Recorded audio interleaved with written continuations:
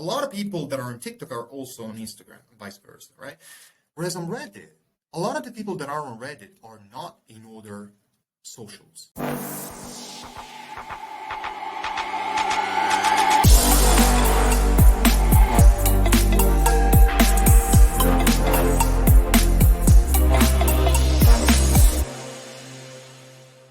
Hey, Alessandro, thanks for coming on, buddy. Thank you very much, Martin. Thank you for inviting me. We're going to be talking about some quite different marketing tactics today, like Reddit ads, a bit about Slack marketing. We're going to be talking about some other useful tools as well that you've come across. But I think, as always, it makes sense for you to probably just give a little intro, tell people who you are and what you do. Yeah, absolutely, Martin. Thank you for inviting me. So my name is Alessandro. I am based, I'm not an English native speaker, just to clarify that, but I'm based in, I'm actually Italian. I grew up in Milan, and that's where I'm based at the moment. I'm actually based, quite between Milan and Zurich in Switzerland. Probably been, 15 times in the last 2 years to Zurich, so you will often find me there as well. But yeah, so my background is in marketing. I have nearly 7 years of experience in marketing. Got started in paid media initially. And, as I started to do more and more work, I also expanded, my proficiency and knowledge in other marketing areas as well. So I tried quite a few different things.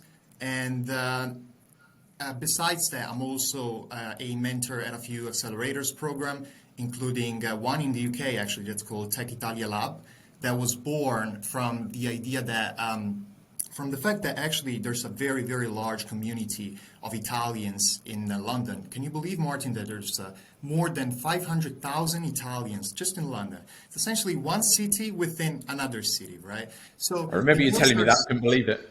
Yeah, absolutely. So it's a city within a city. And so essentially, for this reason, Techitalia Lab got started with the idea of actually helping and supporting the Italian community in London, especially when it comes to founders of startups, right? So that's an accelerator focused on that, and I'm a mentor there. And I also do some mentoring activity, here and there. I like doing that. So I'm a mentor in the mentoring club as well. Do it for free. I just enjoy, meeting more people. And it allows me to, stay up to date on the latest trends of, marketing, not just marketing, but in several industries. It helps me so much.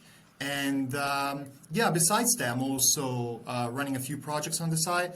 Not sure to what extent I can talk about it, but it's one of them is possibly a co-living space here in Milan, right? But still, we're quite on the early stages. Another one is a SaaS business, still here in Italy. But yeah, I wouldn't like to focus too much on these because we're still in early stage. And if I fail, so everybody's going to point the finger against me. But yeah, I guess that this session here that we're having, Martin, is more towards uncommon and not so much known marketing tactics, right? And that's one topic that I enjoy a lot because, to be honest, as I said earlier, my main focus is on paid media, but I also enjoy exploring some other areas of marketing. So I did a lot of market research as well, lead generation through, LinkedIn, not with paid ads, but with some, marketing automation, lead generation automation tools. And so I enjoy, just testing things in other areas of marketing as well. So very happy to be here and talk about that. Am I right in saying that a lot of your experience in the early days started with Facebook and Google ads? Is that right? Yeah, absolutely. Yeah. I got started with those two initially, especially with Facebook.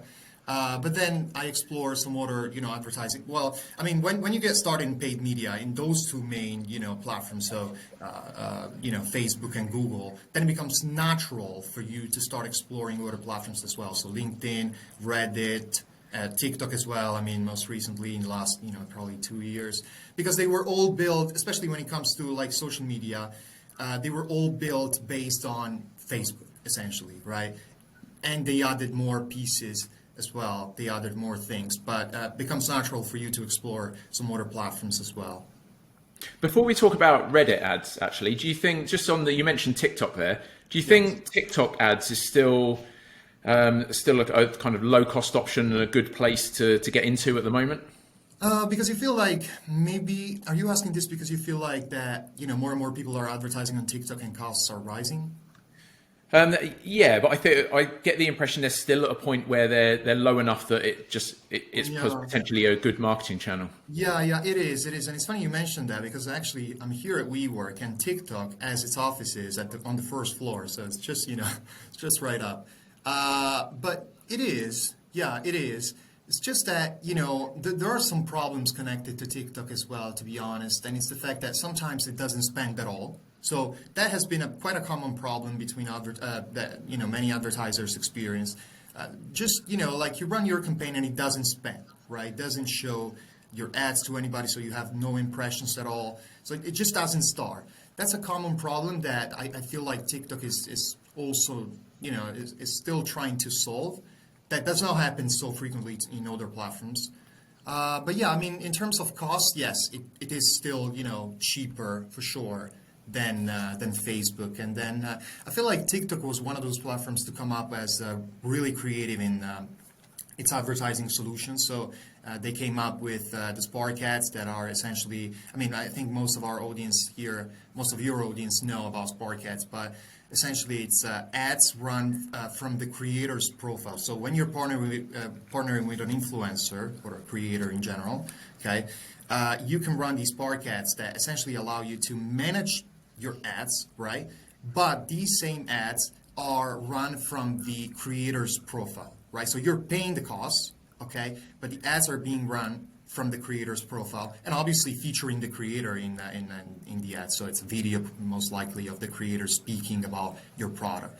So that is a very innovative solution. It's not innovative anymore because it came up, like a few years ago already.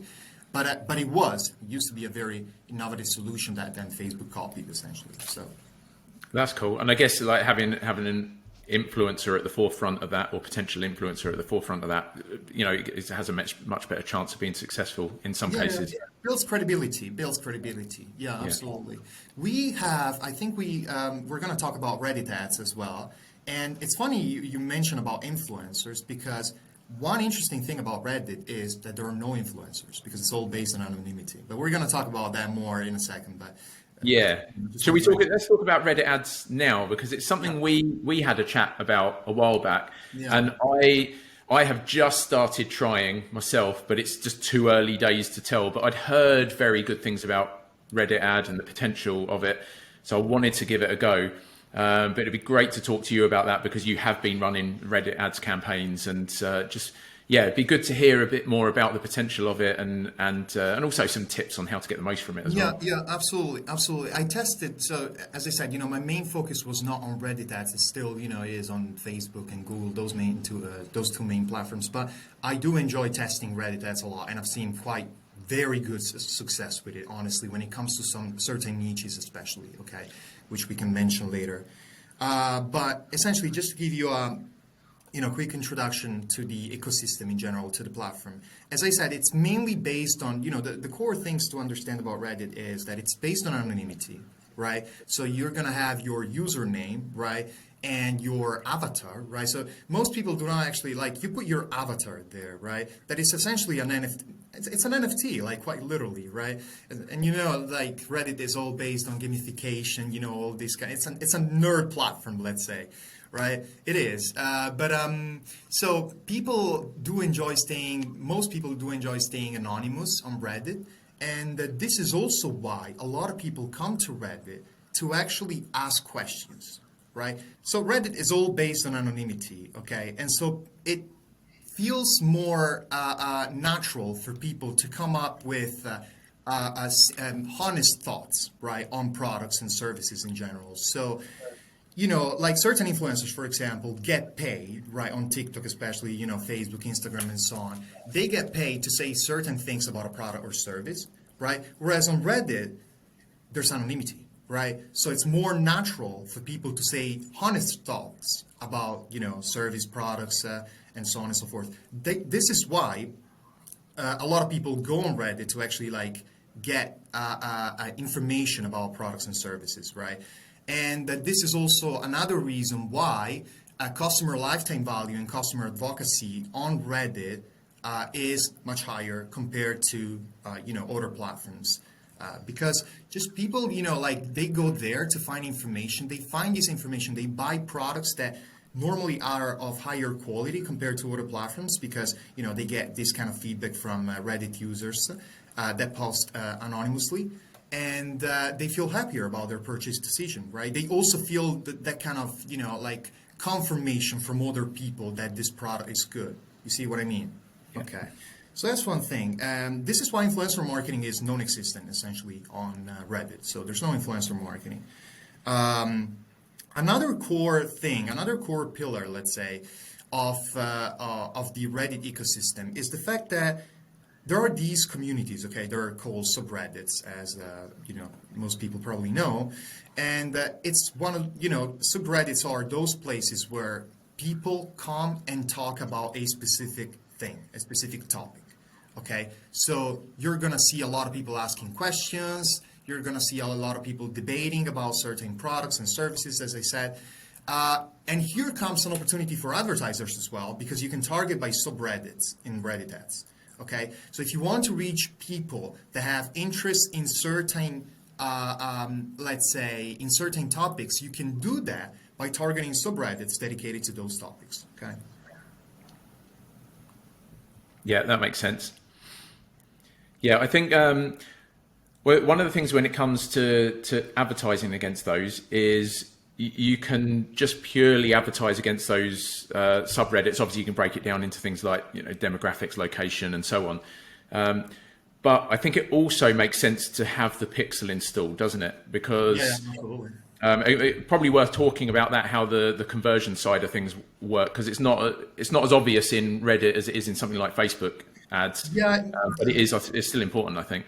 Yeah, no, absolutely. It is still important, but as I said earlier at the beginning, is like most social platforms, like Reddit, for example, they just took inspiration from Facebook solutions. So, it works kind of the same way, even though, for example, so let's break it down. There's the the Reddit pixel, okay, that allows you to track on the site. But then, post iOS 13, it's becoming more and more difficult to track, results on site through the pixel only, because it's based on third-party cookies essentially. So you can get support from an external tool using UTM parameters. Okay, so it works kind of in a very similar way, compared to Facebook. I have spoken to a Reddit partner, essentially like one of those people, account managers. Okay. Because one good thing about Reddit ads is that you get assigned an account manager, which is awesome. Right, and they're good also. They're good compared to some other platforms where like you can debate on whether they are assisting well or not. But they're good. I feel like they're good, and they also provide you with some insights on future developments about Reddit ads. One of the things that they told me is that the Conversions API, right, so same as Facebook, is in beta testing. So I have not requested access yet, but I feel like I think I can do it. Actually, I can just get in touch with Reddit and request access. If you have a certain if you satisfy certain requirements in terms of budgeting, especially in terms of ad spend, you can request access to that, and they will give it to you. Yeah. What are the benefits of that then? Do you want to just explain a bit more about how that works? Absolutely. So it's a server-based tracking. Okay, so it overcomes the problem of iOS 13. Okay, so essentially the real benefit is that it allows you to just track a little bit better. Okay, so you're going to get better tracking, and you're going to get better data in general. Okay, like the end result is going to be good, better. Let's say. And are they changing up the targeting and where they're placing ads and things like that based on the conversion data, or are they not at that point yet? Yes. No. So if your question is the Reddit algorithm optimizing ad delivery based on the data that they have? Yes, it's true on all platforms. Okay, so the higher quality data you have, the better your campaigns are going to be generally.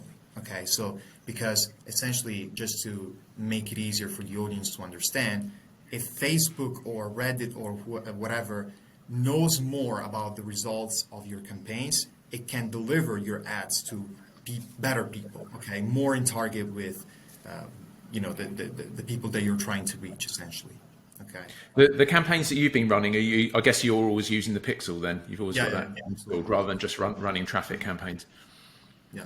What sort of results have you seen so far? Is it worth it in your opinion? Are you seeing good results from it? Well, yeah, I mean, if you ask me specifically, I will almost always answer, it is worth giving it a try. Okay, like on many different platforms, I will answer probably the same thing because it's always worth giving it a try, maybe with a smaller budget. Okay, but I would say it's pretty interesting for certain niches, especially so finance, gaming, sports in general, even fashion sometimes. And what's good is that also.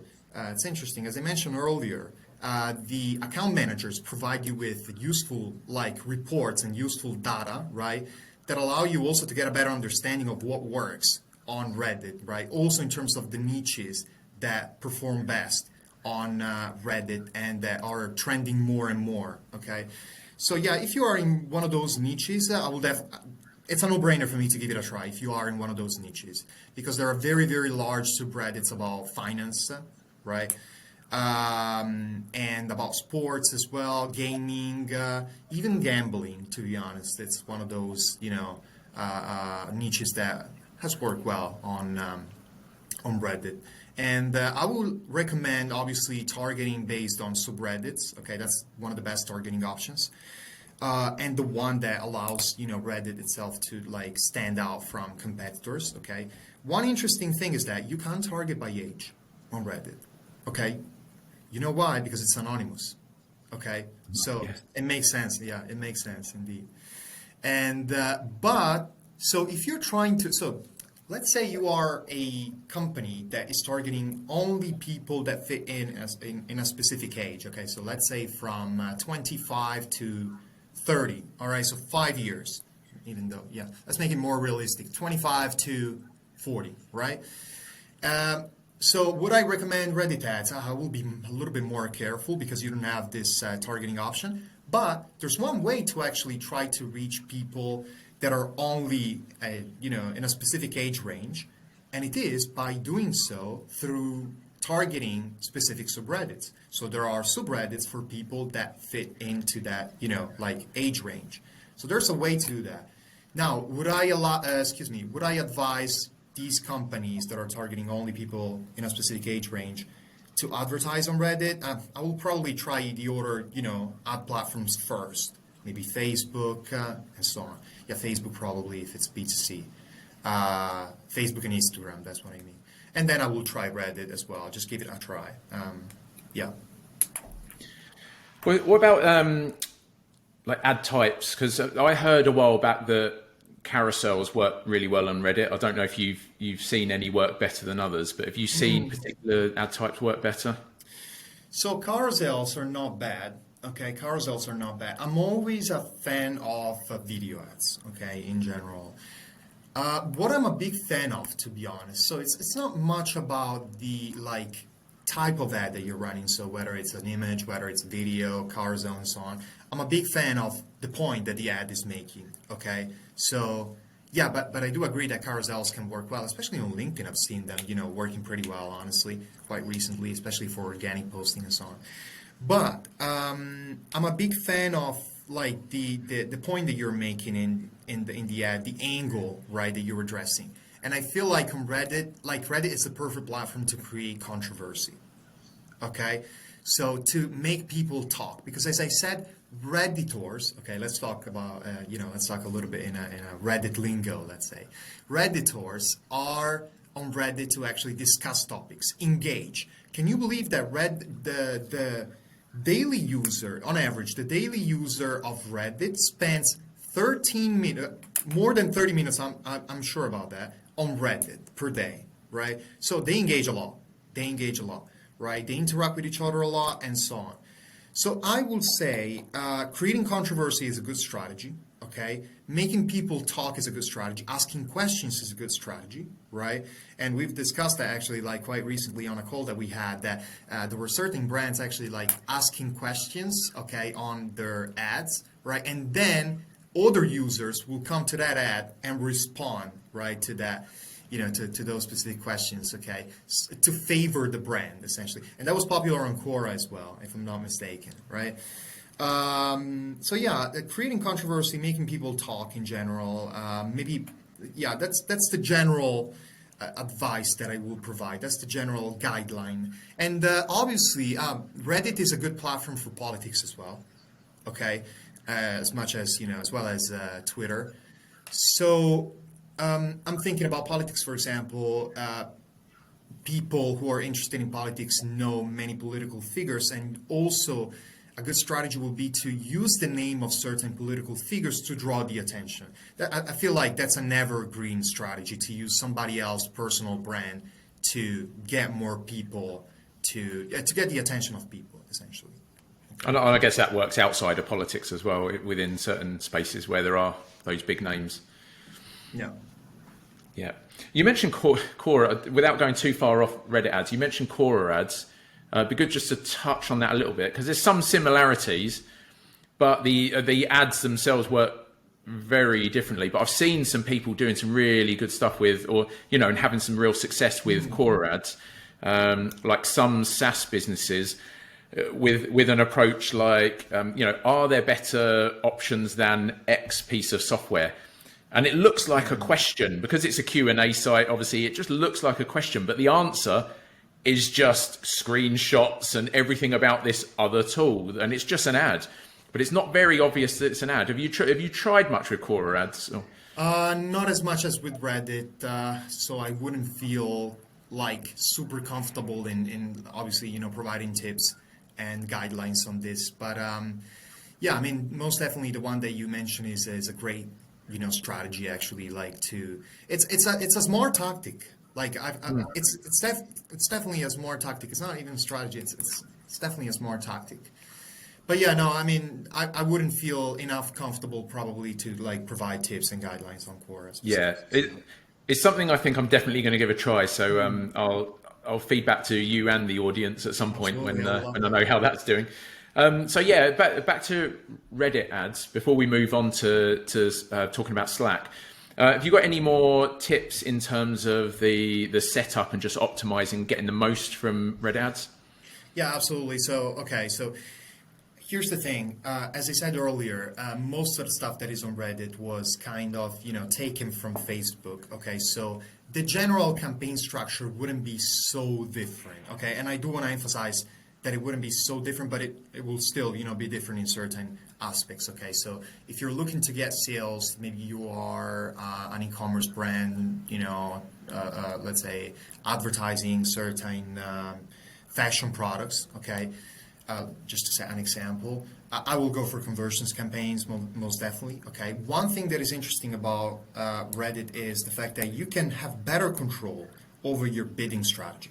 Okay, so if you're running conversions campaigns, for example, you can decide what you're aiming for as a CPC. Okay, if you're running video views campaigns, you can decide what you're aiming for as a CPV, cost per view, right? Same goes with brand awareness for CPM, right? So you have a better control of your bidding strategy. You should definitely use that to your advantage, okay? So as you start scaling, right, you try to move a little bit the bidding, the bid that you have, to try to have more control over your campaign, because what happens is, obviously, with every ad platform, if you're scaling, right, and you're using, a higher and higher budget, let's say I will say over 1,000, it starts to become, the situation starts to become a little bit more difficult to control. Then using the bidding, option to have more control and say, okay, I don't want to spend more than this number, okay, to actually do something, okay. Then using that option is a good way, okay. It's kind of like cost caps on Facebook, okay. So cost caps allow you to set a limit, a certain limit, let's say for what will be, let's say, your cost per an acceptable cost per conversion, right? That's on Facebook. On Reddit, you can do pretty much the same with your bidding strategy there. So yeah, it's a useful thing to just have a better control over your campaign. And then one more thing worth mentioning is that, if you look at the benchmarks, it's much cheaper compared to Facebook advertising, compared to LinkedIn, most definitely. I mean, I've seen CPMs in the United States. I've seen them myself, running LinkedIn ads of over $100, okay? Right, we're talking about these numbers, okay? Obviously, because there are big companies, investing a lot of money on LinkedIn in advertising. On Reddit, it's much cheaper, okay? Especially in Europe, it's crazy cheap, okay? So in the UK, for example, we're talking about CPMs that are on average, let's say, £3, okay? In Italy, it's $1.5 or something like that. So it's very, very cheap. In the United States, I believe it's around 7, 8, something like that. But still, I mean, on Facebook, it's definitely, two times more, twice. Or, LinkedIn, as I said, it's much higher, probably around $80 or $70, something. Obviously, it depends on, your campaign structure, the objective that you choose a lot. Because obviously, with conversions campaigns, it's more expensive than, brand awareness and so on. But, use that to your advantage, most definitely. But there's so this is the pro, but the con is the fact that the CTR on Reddit, we have to admit it, is much lower compared to Facebook ads, for example. At least as a benchmark. Okay, so the benchmark I've seen CTRs. A good CTR on Reddit will be a little bit less than 1%. Okay. I will say 1% is already pretty good, okay? Whereas a good CTR on Facebook is over. Well, it depends, obviously. If it's a prospecting campaign, with cold audiences, a good CTR on Facebook is 2.5, 3%, right? That's a very, very good CTR. Whereas on Reddit, you have to have lower expectations, okay? Yeah, you've got the lower CTR, but if you've got a decent budget to spend in Reddit, can you still find that you get those clicks, and obviously they're cheaper, so you just get a better return. And because it's cheaper, as I said, right? So you get more impressions, you get more visibility. That's one thing to take into account, right? For those big brands that are looking for visibility specifically. I mean, Reddit is an awesome platform for that, to reach specific people. Also, one good thing that is worth mentioning is that the audience from Reddit. So if you take Facebook and Instagram and TikTok, right? There's a big overlap in terms of the audience in those two platforms, okay? So a lot of people that are on TikTok are also on Instagram and vice versa, right? Whereas on Reddit, a lot of the people that are on Reddit are not in other socials, okay? A lot of the people that are on Reddit are not in other socials. So that's why it is worth giving it a try, and that's why it is, especially for certain, companies that are looking for some people, some specific people, and this is why I do believe that, okay, so let's say that you have 50% of, I'm just making this up, okay, so 50% of your target audience is only on Reddit and not in other platforms, okay? So that means that if you run ads on other platforms, that 50% has not seen your ads yet, okay? So this is why you can repurpose existing assets, okay, that you have on other, ad platforms. You can repurpose them on Reddit. It will be the first time for them to see these ads, okay? And you can also slightly change them, right, to make it more appealing to the audience on Reddit. So how do you do that? Well, you just make the ad copy more conversational. You use those, gamification strategies. You use Reddit lingo, as I said. The perfect example for that is Redditors. Okay, Redditors is the classic, let's say, phrase that you will use to call out, Reddit users. And let me tell you, Martin, this is where ChatGPT becomes useful. Okay, so you have an ad copy that's already good. Maybe it's too salesy. You're using it on Facebook. How do you change it to make it more conversational? ChatGPT can be of great help, right? You obviously need to put in the work, but ChatGPT can definitely help. That's funny you say that. It's exactly what I did. So when I spoke to you, when was it, a couple of weeks ago, or last week? I can't remember when. I spoke to you recently and said, just kind of get your opinion on this ad copy, because I'm just about to start giving a Reddit ads a go. And I think that was one of the things you said, make it a bit more conversational, make it a bit more kind of Reddit lingo, a bit more aimed at the Reddit user. Straight into ChatGPT. Can you please make this more kind of Reddit lingo, blah, blah, blah. And yeah, it was good. It was the last one I sent you, and it's much better. Nice. But it's early days still, so we'll see how it goes. But yeah, it's ChatGPT is handy for things like that. Yeah, for a lot of things. Yeah, absolutely. Yeah. Are you using that more and more? Maybe you talked about ChatGPT on another episode of your podcast, but I'm curious to know how you're using this tool in your daily activities in general. A lot of things like that, more often than not. So idea generation. Something we did mention on a previous episode when I was chatting with Toby was kind of book and blog posts summarizing and things like that. So when you've got 10,000 word blog post, just grabbing that, chucking it in ChatGPT and saying, can you summarize this into the main bullets? So things like that. But I mainly idea generation and things like ad copy or rewording things or headlines. Things like that, because I'll quite often write headlines or some sort of hook for whether it's for social or website, whatever it might be, that I think it's not quite there. And I'll say to ChatGPT, this needs to be more appealing, more engaging, more of a hook. And I'll try different wording just to get some different responses from ChatGPT. But then I'll maybe say, give me 5 ideas based on this, just to mix it up a bit. And then I might take one of those ideas and actually I like part of this idea up here as well. So I just mix them a little bit. And most of the time you can get some decent stuff out there. So it's really good for things like that. I wouldn't so much use it for just full on content generation. I think it can be a good, we've discussed this before. I think it can be a good starting point when you've got editors involved, just to make sure you're covering everything. But you'd have to expand on it as well.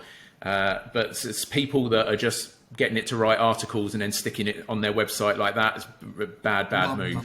Yeah, I agree. Most definitely. Are you using it for ad copy or anything like that? I'm using it for ad copy ideas especially, and then as you said, I take the inputs from ChatGPT and I review them myself manually. Yeah. Most of the times. What I like using ChatGPT for is in just getting more time. Okay, so automating those very time-consuming tasks. So, for example, this is true for not my job, but literally for everyone.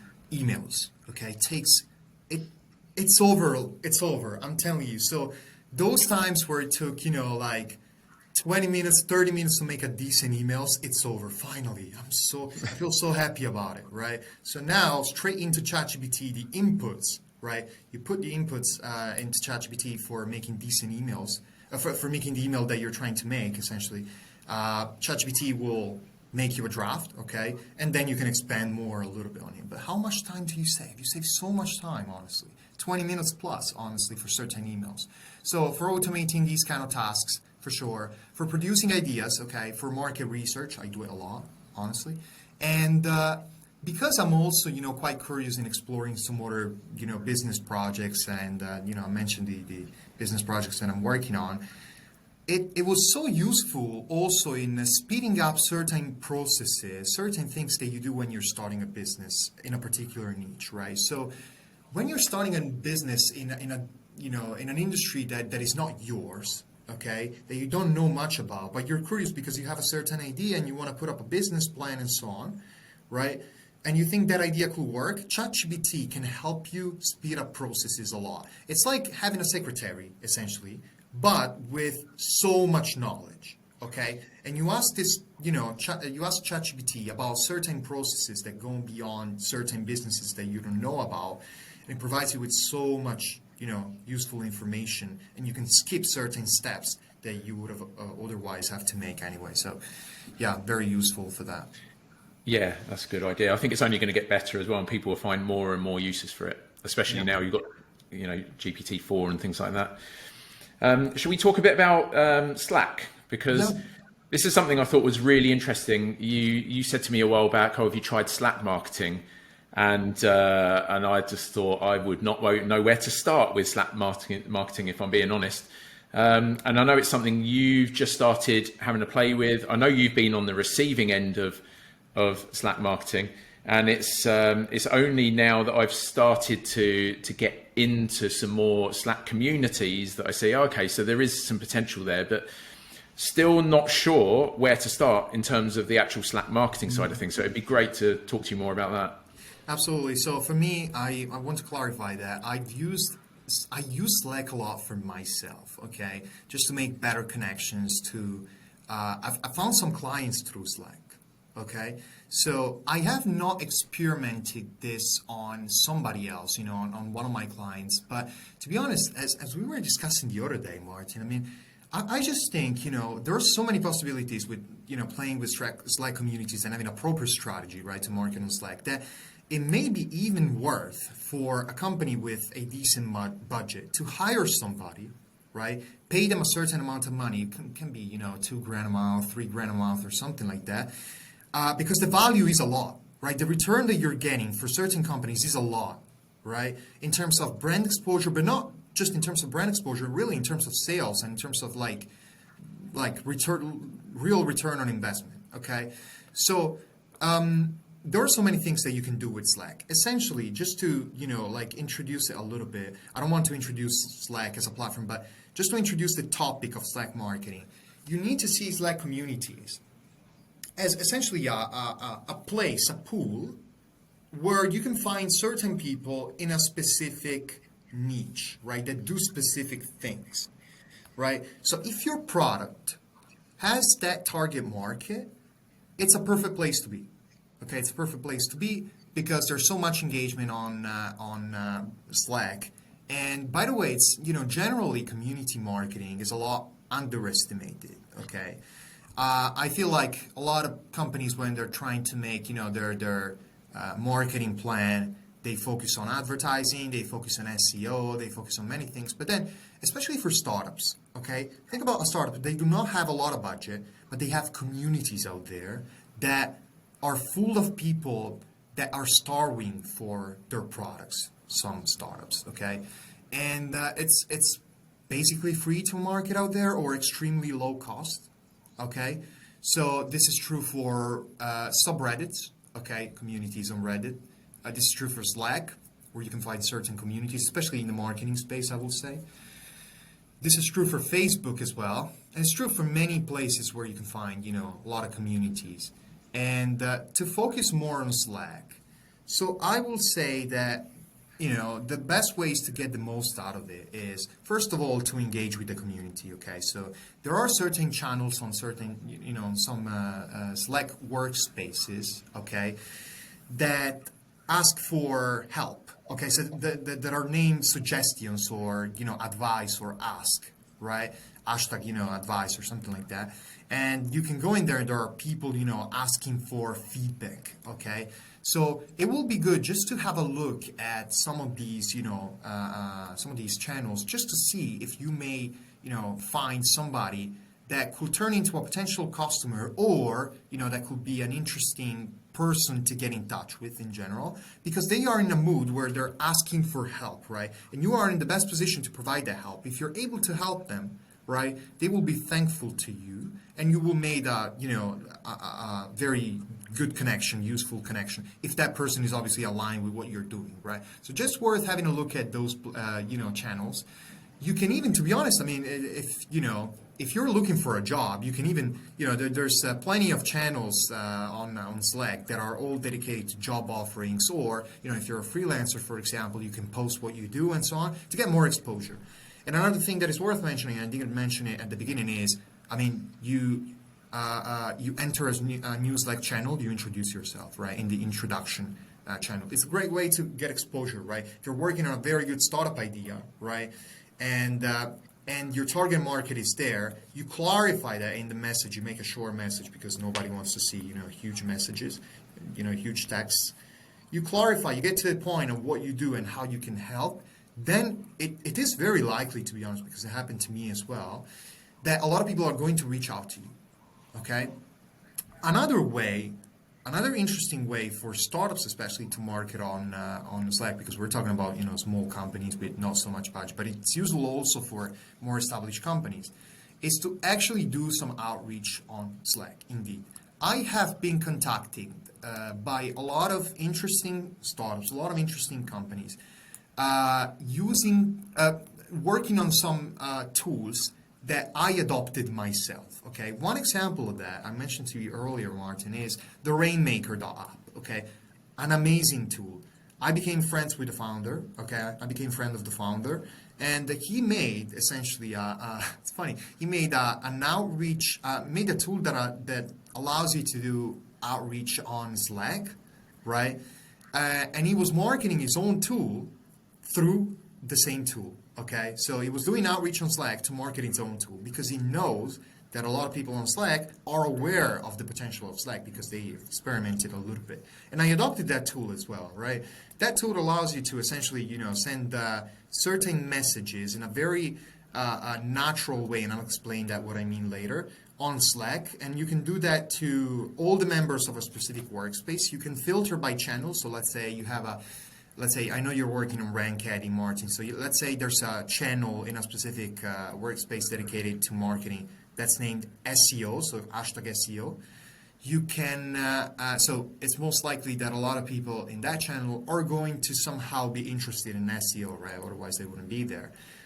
So you use that tool to send messages, right? Outreach messages, let's say 25, all at once, right? 25 messages, contacting 25 people, 50 people, even more, I believe, right? To those people in that Slack channel. Or you can even filter by keyword. But the problem with filtering by keyword on Slack is the fact that a lot of people, so the keywords can be found on the bio, essentially the profile information of that user on the Slack channel, on the Slack workspace. Here's the thing: every time you go into a different Slack community, you're gonna have a different profile. So you will have to upload a new picture, clarify your name, essentially write your name and profile information, write what you do, your description, and so on. So a lot of people do not do that, okay, because they will have to do it all over again. So when you're using the keyword filter option, just make sure that only certain people are going to have those keywords in the profile, information. But it's still worth a try. And what's good about Slack marketing is that when you're, and I think this is really interesting to the audience, when you're doing outreach on LinkedIn, for example, you're contacting with people that most of them, they have nothing to do with you. They have had no interaction with you at all, okay? On Slack, you have a strong touch point. And the touch point is you are in the same community as that person, okay? That's a touch point. People are much more likely to respond to your messages, okay? Right. So, whereas on LinkedIn, you're just contacting people from scratch. What will be amazing to do, right? I didn't dig deep into this, but I think it will be awesome, even if somebody in the audience has some ideas, regarding that. What will be awesome to do is essentially to find a way to get the LinkedIn information of all the people in a Slack workspace, right? And then contacting them on LinkedIn by mentioning the touch point that we just talked about. So saying, oh, I found you in the Slack community, right? Let's talk about this and this and that, right? You have a strong touch point. People are much more likely to respond. People are much more likely to engage with you. Okay. Yeah, that's a good shout, actually. I don't suppose that Rainmaker does that at the moment. You can just directly message through Slack with that. Yeah, it does not do that at the moment. I've talked about it before. Do you think there's just on the direct messaging side of things? Do you think there's a fine line between just messaging someone because you're part of that community and it being a bit too salesy or pushy? Because people don't go into a community to get bombarded with sales messages. So do you think you need to be a bit careful about how that messaging comes across, or it's not too salesy? Or do you think you need to be very active in the community first before you message, so you're not just diving straight in?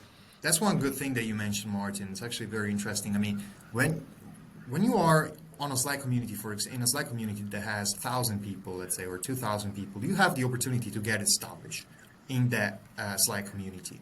So if you know that all those people are going to be in target with your products, you have the chance to expose yourself first, right? And then potentially to do some outreach, maybe in a less salesy way.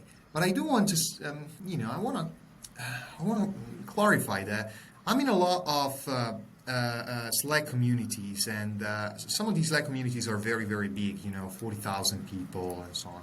And I don't get so many messages every day. I don't get bombarded by these messages. So I don't know about you, honestly. I would love to ask you, and I don't know about the audience, but I don't receive so many messages. Yeah, I often receive messages, but not in the same community. I'm not being bombarded. That's what I'm saying. So, in my opinion, there's space still to get the attention of people because they're not being bombarded, quite literally. I am much more bombarded on LinkedIn, to be honest. Yeah, same. Yeah, and that does get very salesy, doesn't it? With these Slack communities, all of the ones I'm involved in, I've been invited to. If people are going from scratch, they might have Slack, but they only use it for to connect with clients or whatever it might be, or colleagues. How do they get into these communities? Because the one, like I say, the ones I'm in, I've been invited to. But if they're just going from scratch, do they need to get invited, or are there ways they can just get involved in some other way? There are ways to get involved, or so some communities are invite only. Okay, so you need to be invited. Some other communities, I mean, you can find you can find certain websites of communities online, and then one of the ways that they have to communicate is through Slack, and so you go through the website to essentially join these communities from there. Probably most of the communities I joined them through their website. So yeah. But yeah, I think there's a mixture of free and paid as well, isn't there? Yeah, there are some paid communities as well. There's one that's called, actually, is most of your audience from the UK? Is all over.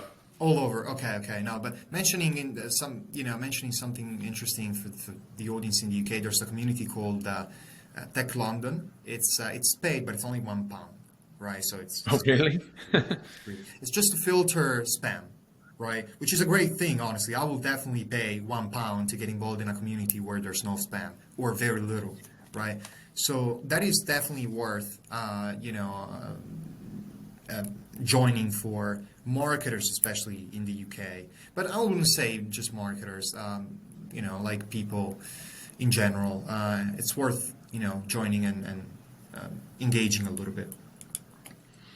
I guess it's worth just mentioning the spam side of things a little bit as well, because it's a trap we don't want people to fall into. Even on the Reddit side of things, obviously you can advertise against any of those subreddits, but most of these subreddits are very hot against self-promotional content. And I guess these Slack communities are similar. So would you agree that maybe the best way is to get involved, be as helpful as possible, then, maybe look at some direct messaging regarding, get partnering or an offering of some sort, but just being aware that don't just dive into all these channels and start saying, hey, I'm selling this. And No, do not exaggerate. Obviously, I see a lot. It's funny you mentioned that. I see a lot of people posting every day and saying, oh, let me reintroduce myself. Oh, no, man. Yeah. That's fine. I know who you are. Okay. So, yeah, obviously, providing, engaging. Okay. That's the same for Reddit as well. I mean, engaging, providing help, just establishing yourself a little bit. Obviously, that's a general marketing tip. It works everywhere. Okay. I will say, to be honest, on Slack especially, if you come across with something really interesting, so let's say in those marketing communities, you have a tool that allows marketing people in, maybe in a certain marketing area and so on, to do a lot of things that they're not doing right now and to get a lot of benefit from the tool. I will say that just put it in front of them. You don't have to be salesy. Maybe you come across as with a freemium offer or something like that, right? But just put your message in front of them, right? And possibly take ownership of that traffic. So I've seen a lot of people, for example, asking, presenting something interesting, capturing the attention of people, and then asking them to sign up to their newsletter, right? Now the traffic is yours. Okay, you can manage that. You don't have to go through Slack anymore, right? You took ownership of those contacts, let's say. Now you have them in your CRM, and you can market to them, however you want, essentially. Yeah, I mean, engaging with the community is a good thing, obviously, to do, but there has to be time to do that, right? This is why I'm saying that, I told you at the beginning, it would actually be worth for a big company to have somebody, doing this job each and every single day and being fully focused on Slack, just to impose your, establish your brand on that, on those communities. Yeah, that makes sense. I'm conscious of the time, and I know you've got a few tools you just wanted to mention. I'd love to talk about, because I think one of the ones you had on there was ManyChat, which some people may have heard of. Yeah. But I know you've been using that quite a bit, and it would just be good to run through a few of these tools if you've got time. Absolutely, yeah, thanks for that. Okay, so let's just talk about ManyChat a little bit, okay? ManyChat is a very interesting tool that is classified as a chatbot marketing tool, but it really is a way for you to optimize your funnel, okay? So it's a tool that's helpful for customer support, it's helpful for sales, it's helpful for marketing, right? And I mean, there are so many ways to use ManyChat. It's also quite difficult to explain how to properly use it, okay? But just a quick way to make the most of it will be to actually get traffic from external platforms. So you get traffic from Instagram, you get traffic from Facebook, you get traffic through SEO and so on. And use ManyChat to actually manage that traffic in a better way, right? So, for example, there are features that allow you to just connect with, because it can be integrated with Facebook, it can be integrated with Instagram and so on. There are these features that allow you to essentially send automated messages based on certain actions that other users make with on your Instagram page, on your Facebook page, right? So based on certain triggers, based on certain ways that the audience engages with these platforms, okay, you can send them automated messages, essentially. So let's say that you are posting about a freebie that you're giving away, right? And you encourage the audience to comment on specific keyword to receive that freebie, right? You can use ManyChat to then interact with them automatically, and this is very useful, especially for large organizations, right, that are getting a lot of traffic and so on, to then automatically send them the freebie, right, and put them into a funnel. That's what I mean by saying, that this is not just a chatbot, okay, where you can answer, FAQs and so on, when users, can essentially reply, interact with your brand to know more, to ask questions and so on, automating FAQs, right? But you can really optimize your funnel, right? And have a better management of the traffic. So instead of sending people to the landing page, for example, when you're running paid media, right? You can send them to your Facebook Messenger or, Instagram direct, right? And you can have the tool ManyChat essentially, bringing them into your funnel and responding to these people automatically, right? Obviously, the fewer steps involved, the better, right? So you start asking your audience questions, right? These people questions, and if you put more steps, obviously you're going to have a drop off of traffic. So, for example, you ask them about their email, or you give them the freebie, right? After, you provide the freebie to them, then you let's say you actually are advertising a freebie, you ask for the email, right? And then you send the freebie to the email, right? And you have their contact now, okay? But the fewer steps involved in the funnel, the better, obviously, because you're going to have less, people dropping off during the process.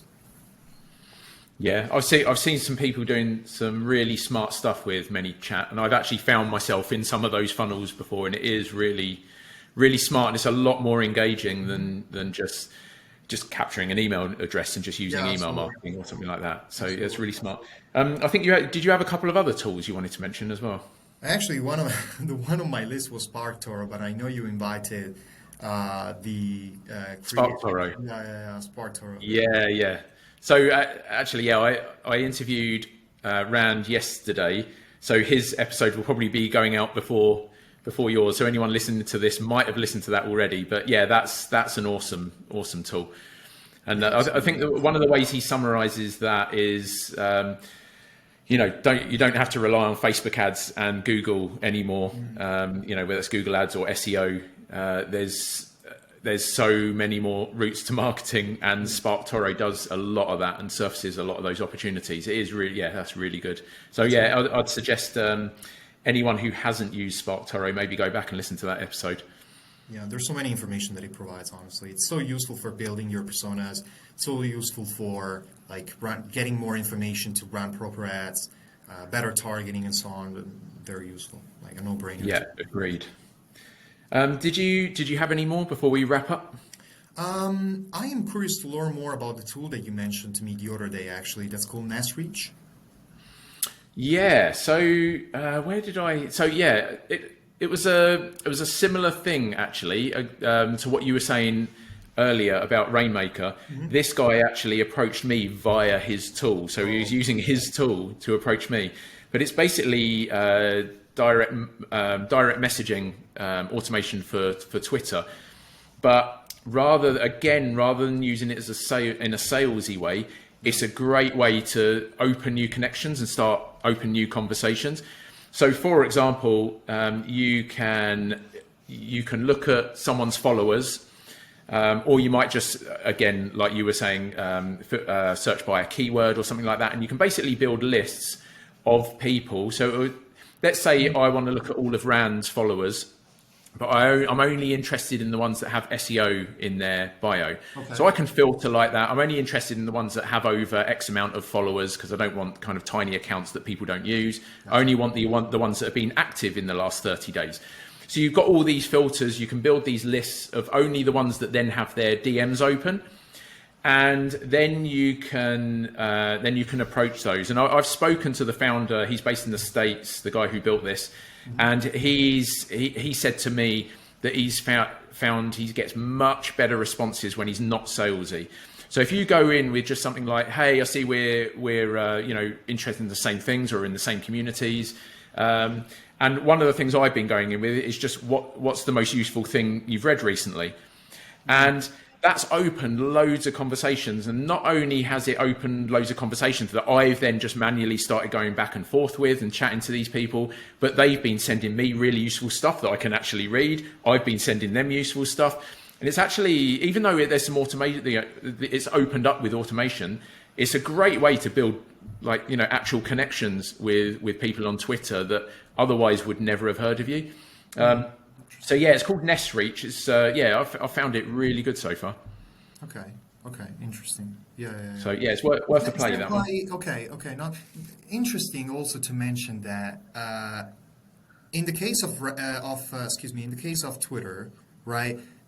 People have the same bio. So let's come back to Slack, right? You have a different bio in every Slack workspace where you're in, right? So if you're targeting filtering by keyword, it's going to be difficult because some people don't complete their profile and so on. Whereas on Twitter, right, you just have one profile, right? And you edit it well, right? So yeah, it's interesting to mention that. And, NestReach could be useful, could be better, targeting people because of this reason, essentially.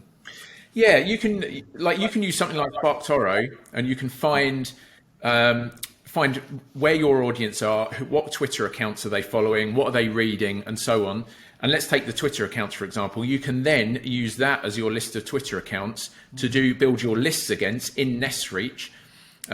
Build these lists of people with open DMs. You can be quite smart with the filtering. So, for example, I might say, I want people who have SEO in their bio, but I don't want people who have writer, because I don't want SEO writers. I just want more people who are actually involved in SEO campaigns and things like that. So you can be a bit smarter with the filtering in there. And then you can and you can probably be a lot smarter than that as well, but you can then get quite targeted with who is getting put into that list, so that you are building the right connections. Because when you start kicking these campaigns off, you do get a lot of replies, and it's hard to keep on top of them sometimes. Yeah. You just want to make sure it is quite filtered, and you kind of, it's not about numbers, it's about hitting the right people, really. Yeah, I agree. Most definitely agree. Yeah. Absolutely. Interesting. Alessandro, this has been really, really useful. I hope people like it and find it useful as well. Where can people find you, contact you? Where do you want to send people? Probably the best way to contact me is through LinkedIn. So Alessandro Cavaliere, you can find me easily there. Yeah, I'll link to that in the show notes as well. Thank you very much, Martin. Great. Thanks for coming on, mate. Yeah, thank you. Cheers. Bye-bye.